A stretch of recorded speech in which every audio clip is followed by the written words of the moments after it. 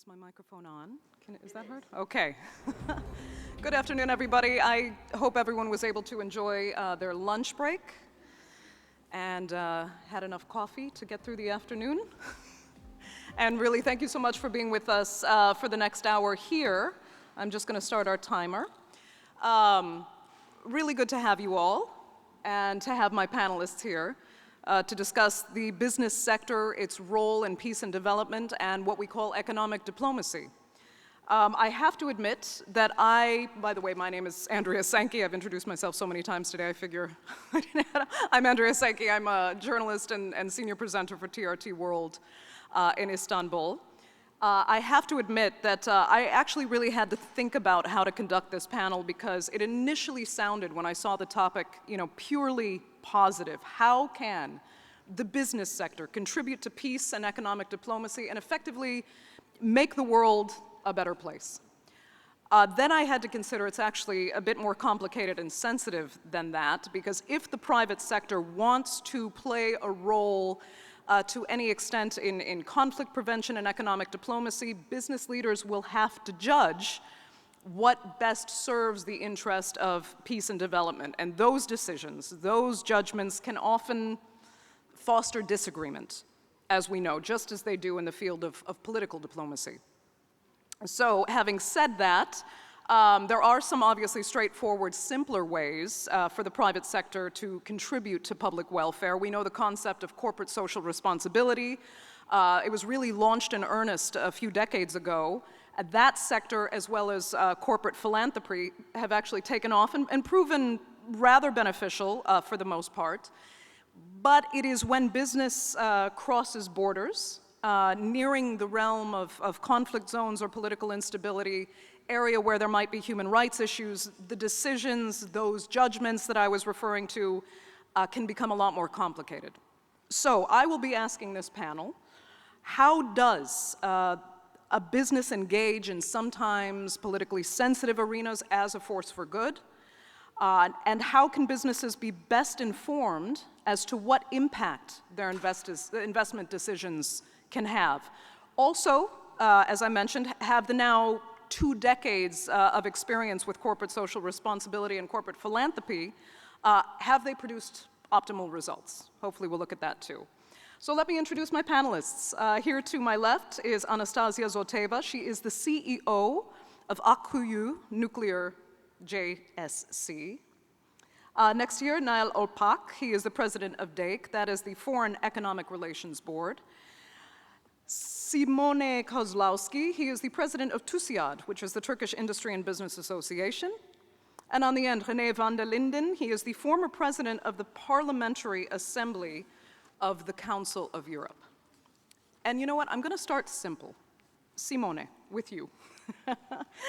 On the positive side, your organization's own tagline is dedicated to promoting public welfare through private enterprise. So if you could tell us how that works and where TUSIAD has tangibly been able to contribute to public welfare through the private sector. Pleasure. TUSIAD, it's a non-governmental organization, an NGO, that is, whose members are all voluntarily participating and contributing to the organization. And they come from all sectors of the economy. So you have people in the industry, people in the services, people in finance. And it's an organization that has started basically, this year we are celebrating our 50th year. And we believe that the economy can best thrive in an environment that is a liberal environment, but at the same time a rule-based market economy that is well engaged with all the markets, all the world. And we have developed, when you asked how you do it, I mean, we have developed over the years several ways to approach this. First, we have about 40 working groups with about 4,000 persons that contribute with their experience, with their knowledge to these working groups that work on issues that cut across all the sectors that our members represent. So they go from gender equality to competition law to investment, environment, etc.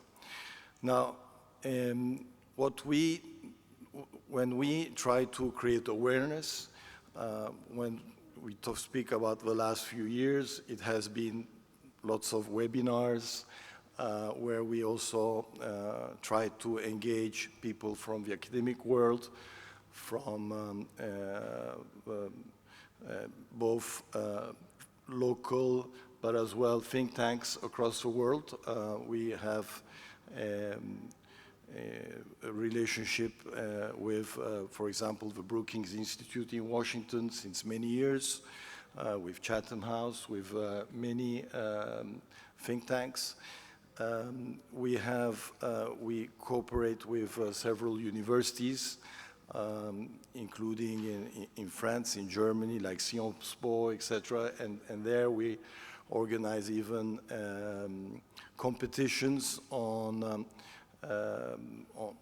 in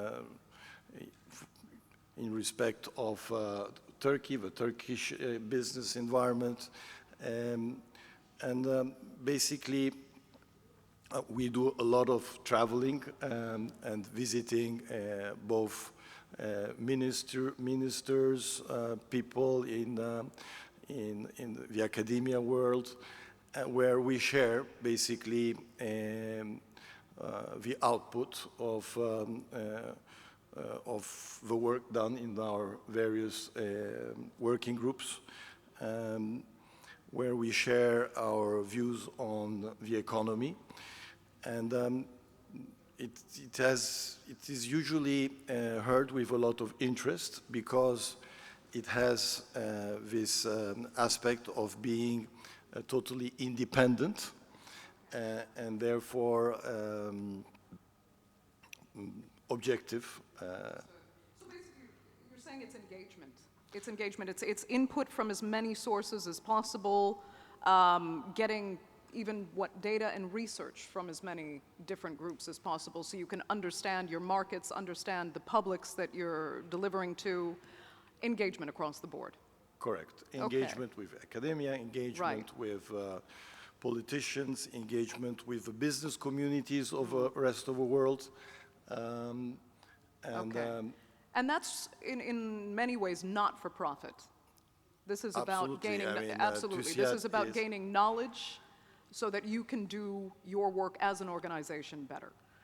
And the objective is to try to foster an environment that, an ecosystem in Turkey that is more competitive, that is aware of the trends in the world, and that is well engaged and integrated.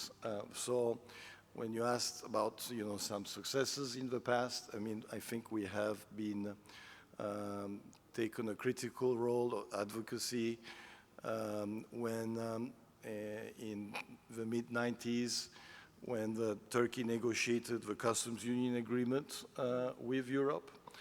Later on, also in early 2000, in 2005, when the membership process to the European Union started, when the negotiations started, when we basically met also the Copenhagen criteria, etc., we have visited all the capitals of European capitals, explaining the view of the business,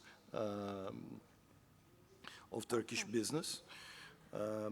We are, and we do this by ourselves or also through other multinational institutions that represent businesses, like Business Europe in Europe. We are a member of Business Europe. We are a member of B20. We are members of several international organizations. Right. Again, engagement and relationship building across the board. Absolutely. Let me turn to Anastasia.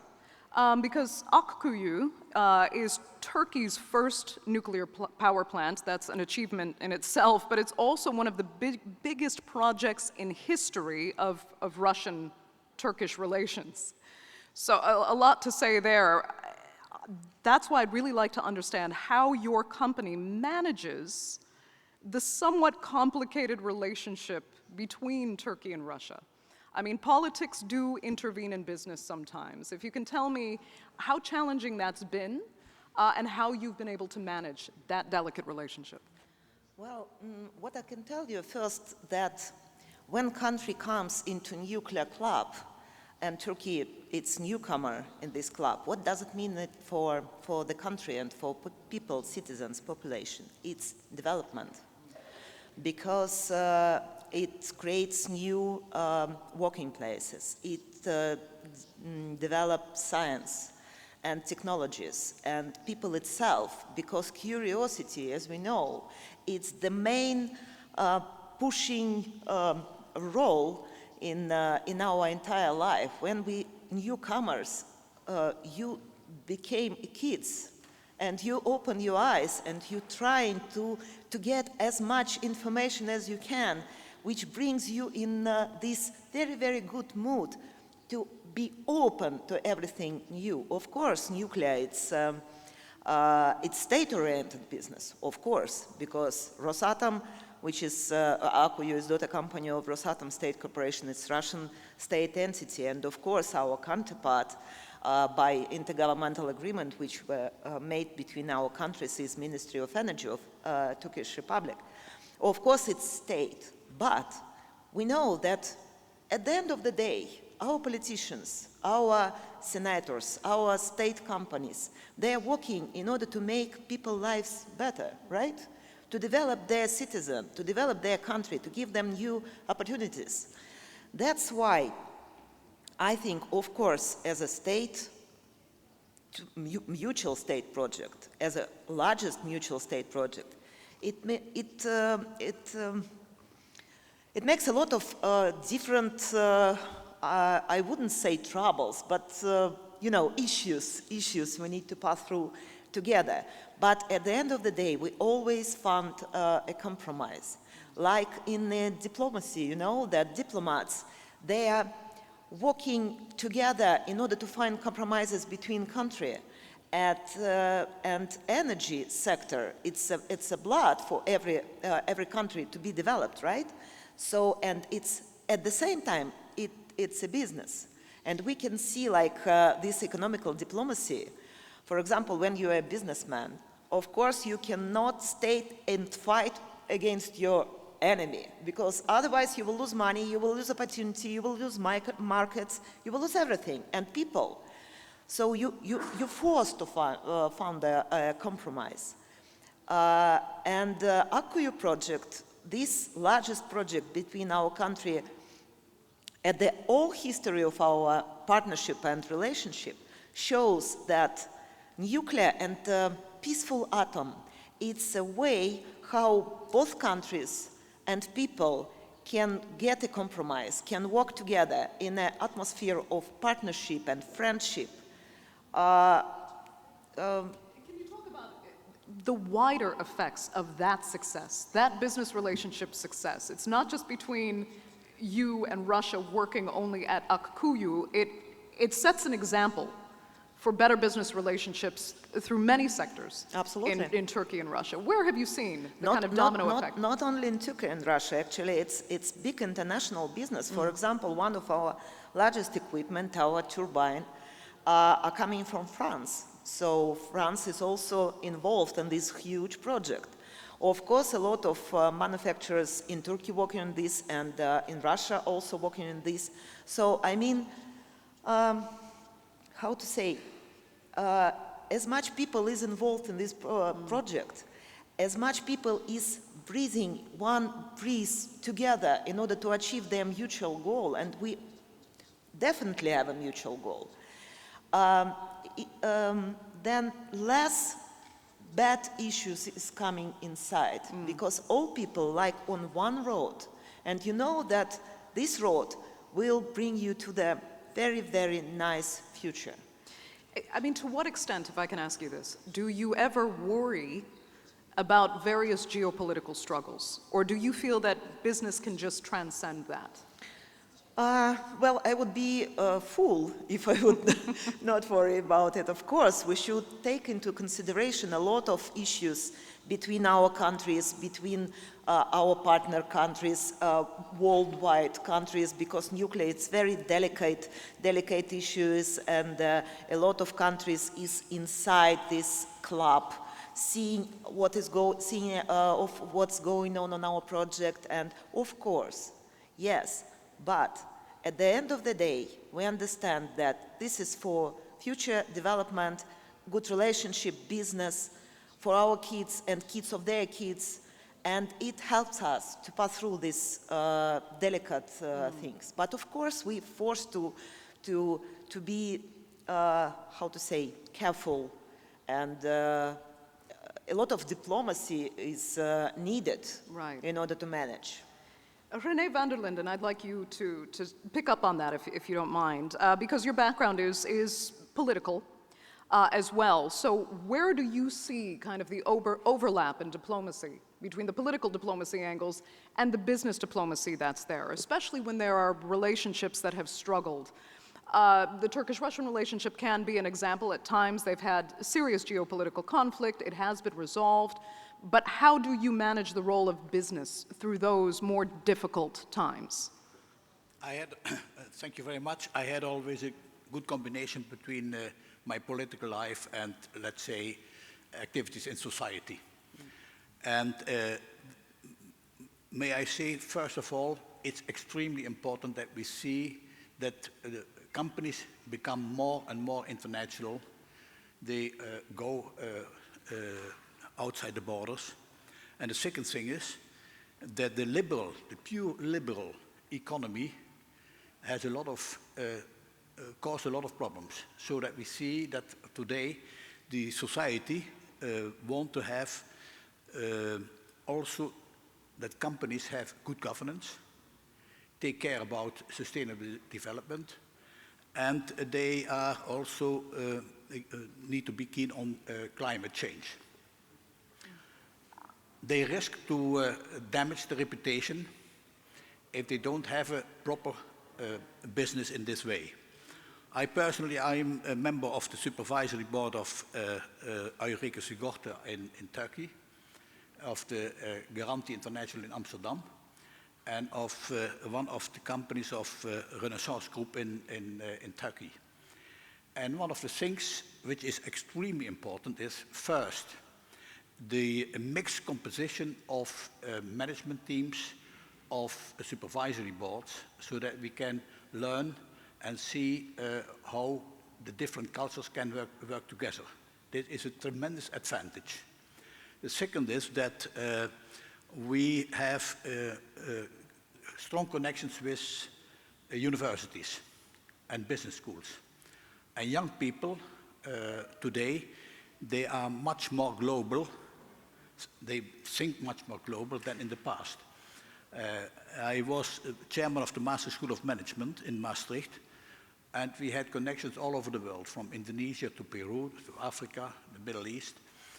And thousands of young people went over the world with an educational program in which diplomacy, and for me diplomacy is not purely materialistic. Diplomacy is also take care about social co-responsibility, take care about sustainable development, take care about what does it mean for the fight against corruption and money laundering, take care about what does it mean in the fight against poverty.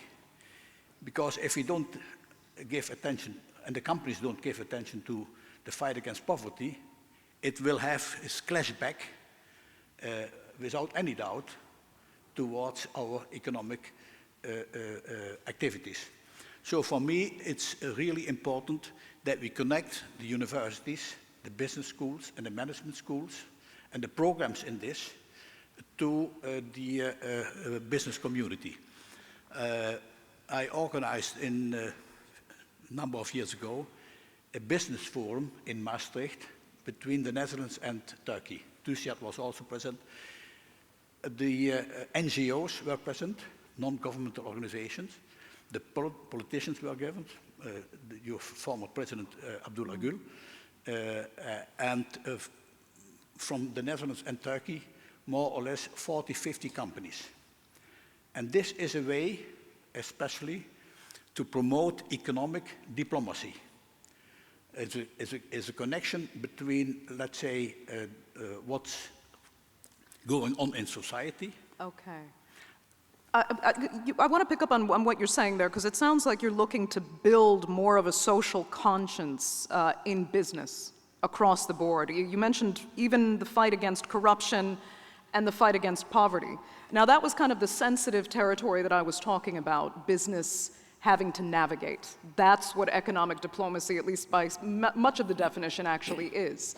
I'd really like to talk about how difficult it is to navigate, because when a business goes into, especially a developing country, for example, the business has to go in for profit. They know there are issues of corruption and poverty, obviously, in those developing countries, and it can be very difficult to get business done while remaining completely clean and transparent in your business in that developing country, if you can understand me. I remember it wasn't long ago where French companies could actually use bribes that they'd paid, effectively bribes that they'd paid in developing countries. They could take that as a tax deduction. That's now stopped. It's now illegal. But there was this admission that in order to do business in certain places, you were going to have to foster that corruption or you wouldn't get in. Renee, quickly, if you could address how far it's come, how far the business community has come in avoiding contributing to that corruption and fostering poverty in countries where investment is there. Of course, this is work in progress. In the first place, in my view, it's the companies itself who have to clean criteria. And the supervisory boards had to check it. But the second thing is the punishment by governments, by justice, the punishment must be extremely tough. And I can assure you, in the Netherlands, I'm from the Netherlands, we have companies who have paid hundreds of millions of punishment for what they have done in the Middle East and in Africa. So I believe, I don't know what's going on in all the companies, but I can tell you in the companies where I am in the supervisory board, this is really one of the priorities. Right. To assure that you are clean when it comes to money laundering and corruption. In the banking sector, the money laundering in the banking sector, the European Union plays an important role, and the central banks, not only in the European Union, the European Central Bank, but also the national central banks, they are controlling this in a very, very tough way. For example, ING in the Netherlands paid now 750 million euros, 750 million euros, because they didn't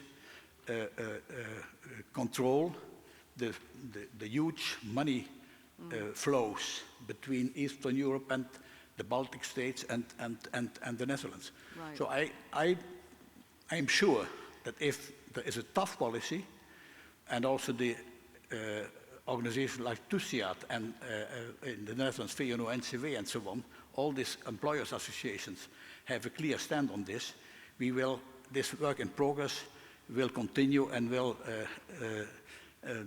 better the world in a good sense. It is a work in progress, and it desperately needs to continue, because when it's not addressed, businesses from developed countries where there tends to be more social justice end up fostering corruption and injustice in other countries if the rules are not, if they don't oblige by the same rules that they're obliged to follow in Europe and in developed nations. Niall Olpak, I'd like you to talk a little bit more about maybe how your organization has had to confront these issues in foreign economic relations. What kind of progress has been made on that front to make sure that businesses stay fully transparent, that they don't foster corruption, and as such foster poverty when they go about investing in countries where those issues exist? Let me start from where Simona has started, from being an NGO. More or less, I am ruling his position. There are some small differences, of course. What is the purpose of setting up an NGO? NGOs are a kind of organizations to influence something. They are pressure centers. When I say this, sometimes people say, oh, what do you mean? What does it mean you are going to influence something? Yes, this is the main idea, but there are some key points. Of course, when you are influencing something, it should be in rule of law, first of all. Then the second point is the ethic points. You should follow the ethic points. These otherwise, why you come together? So this is the main idea of having an NGO. And that's why what we are doing also. And our motto as DIC is business diplomacy. This is what we are speaking here. Right before, 5 minutes ago of this panel, I was in your position. I was the moderator in another panel where we were discussing Africa. Right. And there were 13 ministers over there, together with business people. What we were doing there? Okay, we were just trying to do the same thing, business and diplomacy. Let's look at the diplomacy. In the past, it was understood as if diplomacy directly linked or only linked with policy. No, it's not. Of course, when I say there is a bilateral interaction, there is a bilateral influence between the governments and the business people. It is normal unless one side tries to control the others. If it goes to directional way, of course we don't want it, but we are trying to influence something. The second point, when we look at the economy, as far as I understand so far, I'm an engineer, but since related to my position, we are in the economy. Half of the economy, I believe, is according to the rules. We know that what is the result of inflation, for example, but the second half is not related with the rules. The second half is the expectation and how people understand. Why I say expectation? If you are going to buy a car, you look for future. If your expectation is on the positive side, you spend money. Or if you are going to, let's say, set up a factory, again, it's expectation. So our second role is to give the right expectation for the future, not for the past. And also, how others, when I say the others, I'm not trying to say in the negative point, but how other countries or how other companies look for you, how they identify you. I believe this is our second role, to try to explain our position in a let's say, şeffaf? Transparent, okay, sorry. Transparent way. Right. And that is, I believe, what we are trying to do. In brief, as DIC, we are working with business councils, country-to-country business councils. We are not older as TÜSİAD, they are at the 50th year yet, but we have been running for 36 years, and we have good relations, of course, with them. We are having projects together. What does the country-to-country business council means? I believe this is the key point. If we are speaking about Turkish-Italian business council, there is only one target of the council, to develop the bilateral economic relations between two countries. So how you are going to do it? Of course, you are going to influence both countries' governments in the positive way. We should give the right feedback to them. Of course, our political leaders lead the countries, yes, but the role of NGOs, I believe, apart from the politics, should be in this way, and that's what we are trying to do as DIC. I don't know how much time we have, but if you ask me specifically how we are working, I may continue, or will it be at the second stage? Should I continue now? Go ahead, yeah. Okay. For example, look at the world, how it's going on right now. look at Far East. There was ASEAN before. Now, at the end of the last year, we just recognized RCEP. That means more or less 30% of the total GDP of the world. So what is going on over there, how it is going to affect us, how we can come into that organization. Or let's look at the Chinese BRI initiative. It is a big initiative, Belt and Road Initiative. Yes, it is coming. There will be effects of that. Can we stop it? No, but we should analyze the results of it. We should put our position in the right way. Another point, let's say European Union, okay? There is a new era right now, Green Deal. How Green Deal is going to affect the countries and the bilateral economic relations, how it is going to affect our companies, how we should be prepared on that. Will it be a wall between the countries, or is it going to help for the future? This is another point. I just mentioned about Africa. Again, but at the end of the year, last year, they set up an agreement, a kind of free trade agreement in the continent. So that is good for Africa, but if we do not take the right steps, then it is going to affect our relations. So organizations like us shouldn't only focus developing bilateral relations, bilateral economic relations, but also analyze those and should try to give up roadmaps. That is what we are trying to do, in brief. Okay. Simone, let me come back to you quickly. I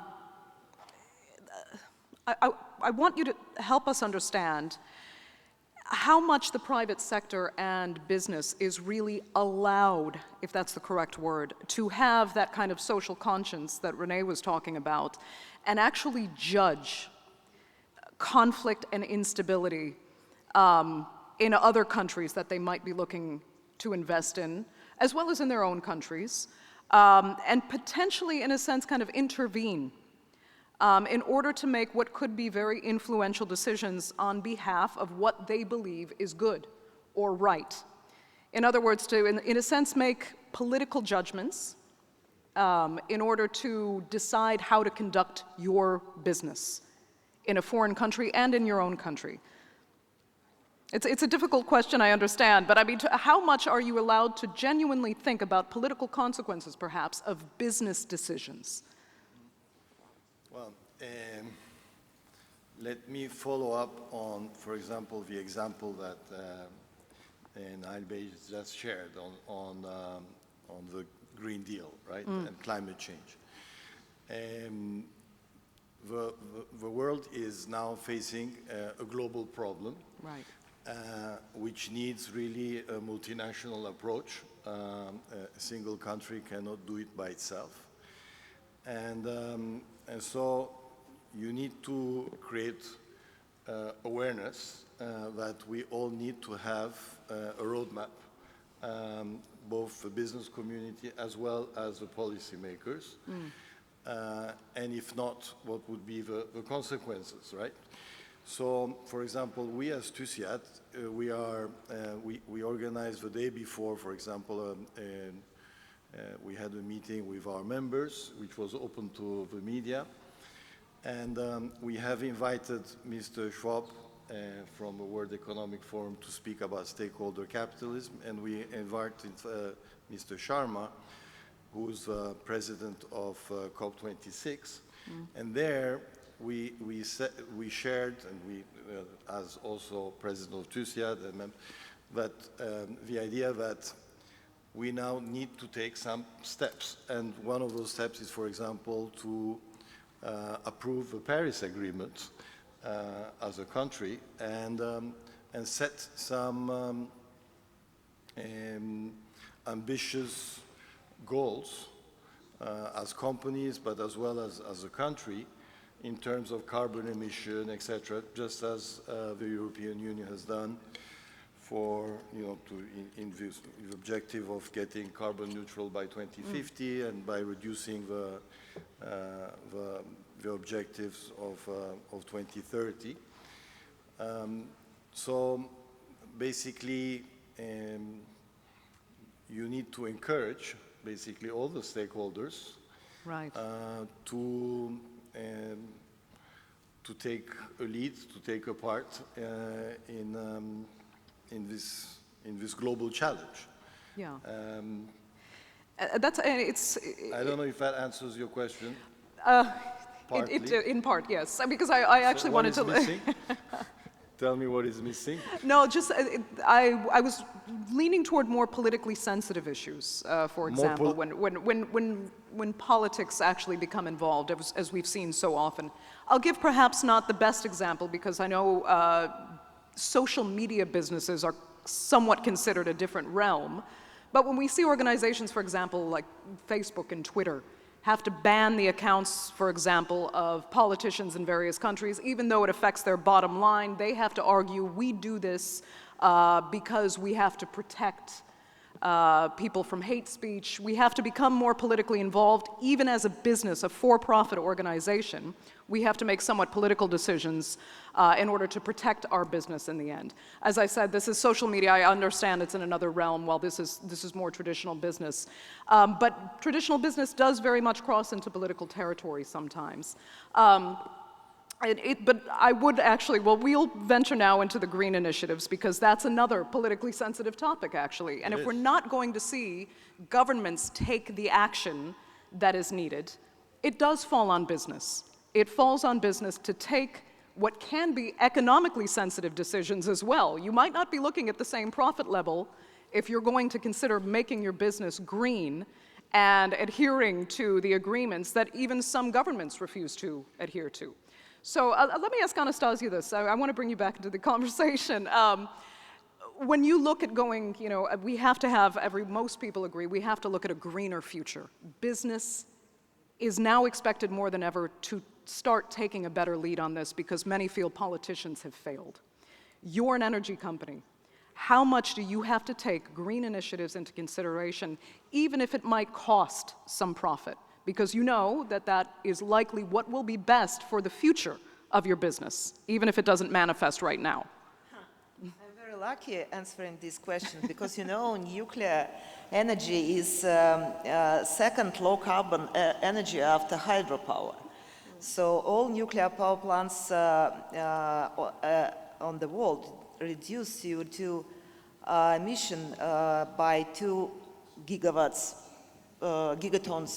per year. Can you imagine? So that's the point why we are acting as a green energy company, why we are developing our strategy as green energy company. So if based force energy like nuclear, surrounded by wind, sun, and hydro, it will create low carbon energy sector in every country, and we are producing it, we are developing it.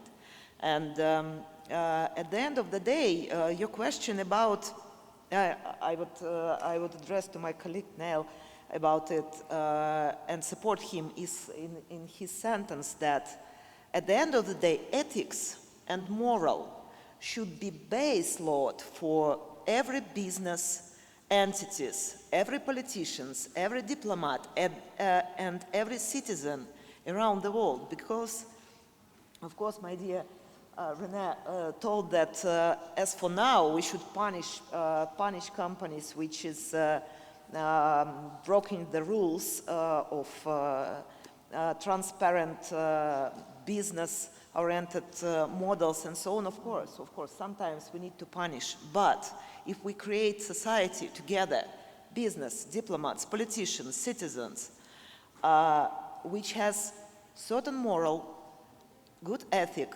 will love our planet, will take care of it together, I think we will be less punished by ourselves together with our planet, and more happy and open to each other. At the end of the day, we achieve much more than be against. So that's my point. Yes. René, go ahead. I believe that's also for the companies to define their interest on the long term. And I give you one example in the Netherlands. The judgment about Shell oil company last week, that Shell isn't enough in renewable energy. They changed their policy. And the punishments cannot be always in money, it can also by the consumers. Because if you lose your image, you damage your image. And it can happen if in the Green Deal companies doesn't take care about this. It can have consequences in their, let's say, in their business, daily business. So I'm quite optimistic that at this moment there is a change in, let's say, the value of ethics and moral in positive way, and a change in pure materialistic financial terms in a more or less shadow side of the business. Renee, actually, if I can stick with you for just a second. Excuse me if this seems maybe a bit out of left field, but I hope you'll see the context here. Because when we're talking about human rights issues in particular, and this political sensitivity of investing in areas that are politically sensitive, I'm going to give the example of what was called positive engagement. I don't know if anyone is familiar with that concept. It existed during the apartheid era in South Africa. When multinational corporations wanted to invest in South Africa, they saw a lot of money to be made, but they knew that the apartheid regime was very guilty of human rights violations. So they started this positive engagement program in order to make money in South Africa, but insist that they were able to hire the disenfranchised South Africans, they were called coloreds and black South Africans under apartheid, that they had to give a certain number of jobs to these disenfranchised South Africans in order to build the private sector in South Africa under apartheid, independently of the apartheid government. It became mutually beneficial. The apartheid government still was able to collect the taxes, but they also employed a number of what would be disenfranchised South Africans. It arguably, and I say that, arguably was a force for good. Renee, some said that no, you're propping up this government that does not deserve this investment until it drops its policy altogether. That was a slow process, and those who invested insisted that no, until this system crumbles, we are going to empower these disenfranchised South Africans by employing them, giving them job skills, and preparing them for the marketplace once apartheid does fall. Renee, to what extent, I mean, is that a good example? Is it fair to call that positive engagement, do you think? And should we see more examples like that now in countries where there is social injustice? Yeah. If you look to the Chinese activities in Africa, with pure Chinese involvement, Yes. There is a tremendous growing resistance. And I believe that it is important that there is huge local content when companies go to these countries. If you want to develop countries, you have to invest in human resources. It's in the interest of all of us, because one of the dangers is that if Africa will not be developed, the migration from Africa, perhaps also under the pressure of climate change, will give Turkey, Europe, let's say a question of incoming people from Africa, which we cannot handle. So it's in our interest that we invest in Africa, that we invest in education, that we assure that if we are active, our companies are active, that there is a certain local, valuable local content in the business. It's so interesting to see China's role in investment in Africa right now, because I've heard such extremes on the feedback. And there's a lot of nuance to that investment there. And I've heard Chinese people complain, okay, well, the reason we can't employ local labor force to the extent that we would want to is because they don't have the language skills, they don't have the technical skills. We need to get this work done, therefore we have to import the workforce that can communicate properly with us, that already knows these skills. But then you'll have the local politicians and local workforce telling you the opposite, saying, no, we're here to be trained. These are manual labor skills that we can easily learn. We are being further marginalized by this foreign investment instead of profiting from it the way we were told it was meant to happen. So it's interesting to hear you say that we need other companies to engage in investing in Africa because you seem to think that China isn't really doing the job of engaging the local population and uplifting people out of poverty, correct? Yeah. Niall, if you can also speak to that as foreign investment, from your foreign investment perspective, how do you engage economically in developing countries when sometimes, and this is again part of economic diplomacy, when you want to engage local populations and politicians, but as some Chinese would argue, the skills, they say, aren't there, both the language and the technical skills. How do you engage in that in order to boost local populations with your business investment from outside? It's getting interesting. So may I continue in Turkish? Oh, go ahead, yes, if you need to. Go right ahead.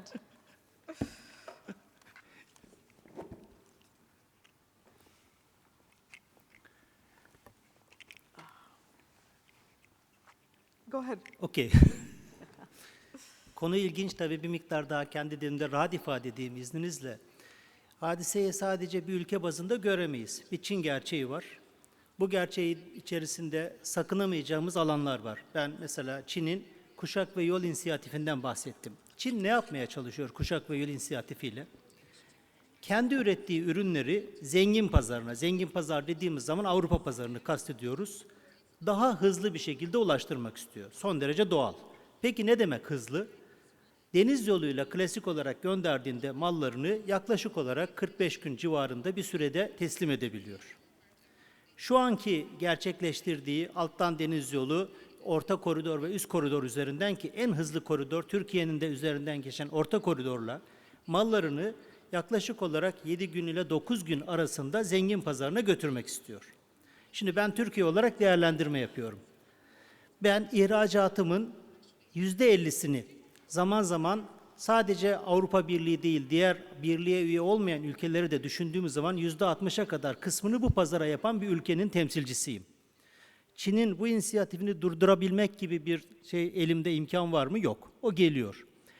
Peki Çin bunu başardığı zaman neyle karşı karşıya kalacak Türk sanayicisi, Türk ihracatçısı? Şu anda elindeki en büyük avantajı olan lojistik üstünlüğünü, yani Türkiye'nin herhangi bir şehrinden Avrupa'nın herhangi bir şehrine 3 ila 5 gün arasında gönderebildiği malına ait lojistik üstünlüğünü aslında Çin elinden alacak demek. İki tane yol var. Ya oturup ağlayacağız, kaderimize razı geleceğiz, veya buradan kendimize bir başka şey çıkar alacağız. İş dünyası için öyle kaderine razı olmak diye bir şey söz konusu değil. Biz her zaman alternatif peşinde koşarız. Nedir bu alternatiflerden birisi? Çin'in o Kuşak ve Yol projesindeki trenler Avrupa'ya gittiğinde herhalde boş dönmeyecekler. Birileri onların içini doldurmak durumundalar. O zaman benim rolüm durduramadığım bir aktivitenin karşısında yeni bir rol çalmak şeklinde, kendime yeni bir alan açmak şeklinde olacak. Mesela bunu böyle görüyorum. Afrika'dan bahsedildi. Afrika ile ilgili Çin ilişkilerinden. Tabii buradan hareketle Çin'e karşı bir negatif, tek başına bir şey oluşturmak değil amacımız, ama soru öyle geldiği için söyleyeyim. Yine az önceki panelle izniniz olursa atıfta bulunmak istiyorum. Benim katıldığım Afrika moderasyonunda. Katılan sayın bakanlardan birisi, ülkesini söylemeyeyim, izleyenler biliyorlar. Dediler ki bize, Türkiye'ye bakarak, sizin Afrika'daki en büyük avantajınız nedir biliyor musunuz? Ben biliyorum ama kendisi söyledi. Siz bugüne kadar Afrika'da hiç sömürgeci olmadınız. Siz bugüne kadarki faaliyetlerinizin içerisinde hiç vur ve kaç taktiği gütmediniz. Geldiniz, elbette para kazanmak için geldiniz. Herkesin yaptığı gibi ticari işletmeler ne yapar ki? Bizim ikimizin, Bay Simone ile birlikte organizasyonlarımız para kazanmaz ama üyelerimiz para kazanır. Onun şirketi de benim şirketim de para kazanmak için var. Ama siz, dedi, Bunu ben söylemiyorum. Afrika'nın bir Sayın Dışişleri Bakanı 15 dakika önce, yarım saat önce söyledi. Siz kendiniz kazanırken bize de kazandırma niyetiyle geldiniz dedi. Ben bunun çok önemli olduğunu düşünüyorum. Etik değerlere, moral değerlere tekrar atıf yaptığımız zaman para kazanmak elbette var ama bu kazanmanın karşılığının bu şekilde algılanmış olması bence hiçbir şekilde paha biçilmeyecek bir değer. Bir de şuraya dönmek isterim. Green Deal'e yine atıfta bulunmak açısından. Türkiye'nin Avrupa Birliği ile ilişkilerinde böyle neredeyse benimle yaşıt biliyorsunuz bir üyelik müzakere süreci var. Aşağı yukarı benimle yaşıt, saçlarımın beyazlığından da bunu anlayabilirsiniz. Nereye gideceğini bilmiyoruz. Hadi onu vazgeçtik, bir gümrük birliği mücadelemiz var. Ne diyor gümrük birliği? Mallar serbest olacak, tamam. Ama malların satışını gerçekleştirecek olan kişilerin Avrupa Birliği'ne girmesinde kısıtlamalar var. Herkes giremez. Başka, malları taşıyacak olan, özellikle karayolu biliyorsunuz kullanılıyor. O tırların girmesine ilişkin izinlerde de kısıtlama var. Şimdi bıraktım bütün detayları. Demek ki burada adı koyulmamış bir bariyer söz konusu. Ben aynı şekilde daha yeşil bir gelecek hiç tartışmasız. Yani bunu konuşmamıza bile gerek yok. Çevreye duyarlılık, bunu tartışabilir miyiz? Tartışamayız da elbette. Ama acaba Green Deal bu noktada sadece bir çevre duyarlılığından ileriye yeni bir takım bariyerlerle mi karşı karşıyayız sorusunu da kafamda döndürüyorum. Bunun da bir başka etik soru olması gerektiği kanaati içerisindeyim. Bilmiyorum mesajımı verebildim mi? Okay. Yes, sorry, as the Turkish language is the reverse thought order, we have to wait for some extra, extra time to translate. Thank you so much for that. A lot said in that last comment, and so unfortunately, we're down to actually our last 10 minutes. Simone, if you had something to say, I don't know if I saw you put your finger up for a second. If not, don't worry. No? Okay, because I really did want to give the audience a chance to participate, if there is interest. But do please, if you have questions, please make them questions and not super long statements. And at this point, if anyone would like a question, please do raise your hand. And we can, actually, and if there are no questions, that's fine as well, because I would like to finish. Do we have one at the back? I'm sorry, I'm blinded by these lights a bit, but go ahead. Thank you. My question for Van der Leyden. You know, many crises or war or conflicts affected to diplomacy exon dimension. When we think about economic diplomacy exon dimension, many Great Depression or economic crisis was in the world. Economic diplomacy exon crisis. How much change as a dimension after the 2009, after 2000 economic crisis? Thank you. The European Union is built up of crisis. The first crisis was in 1973 when oil prices went up from $3 to $9. Followed by the second oil crisis in 1978 from 9 to 27. And then we created in the European Union the internal market. So we have no borders in the internal market. Then in 2009, we were very happy that we had the euro. In my view, if we wouldn't have the euro, it would be a catastrophe for Europe and also for the rest of the world, because Turkey, most important trade partner, is the European Union. And if the European Union is going down, it's for sure that all the other countries who export to the European Union goes also down. And I tell you, when I was young, I paid 12% interest rate for my house. In 1977, 1978. At that time I was young. And we had unemployment rate of 15%. And our prime minister at that time said, we don't have any problem with the energy crisis because we have gas. That counts for 2 weeks. And then he went to Brussels and said, no, we are in the same boat because the value of the guilder went up and the value of the Italian lira and the British pound and the Spanish peseta went down. We couldn't export and the unemployment went up. So each crisis is important for Europe because lessons learned. We strengthen the European Central Bank. We strengthen the position of the euro. We had a monetary union, but not yet an economic union.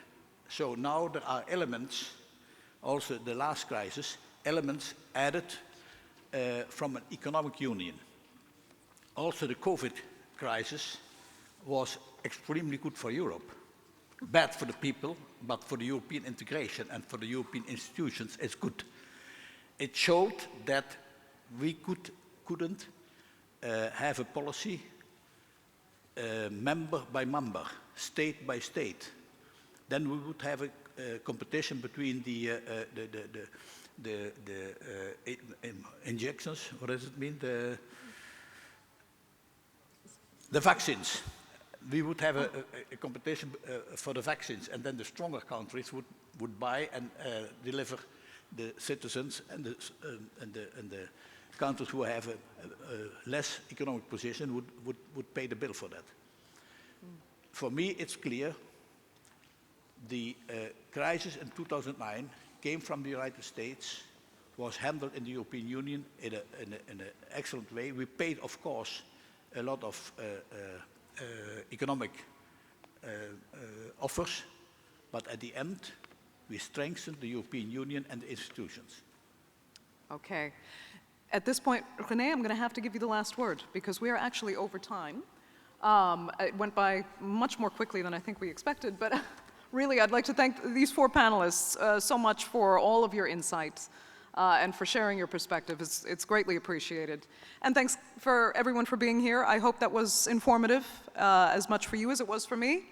And our next panel actually begins in just a few minutes. If you'd like to stay for that, of course, you are most welcome. It's also business related and how to increase the efficiency of regional organizations. We could have actually used more of your input on that panel as well, but we have 6 other panelists coming up. So thank you all so much for being with us.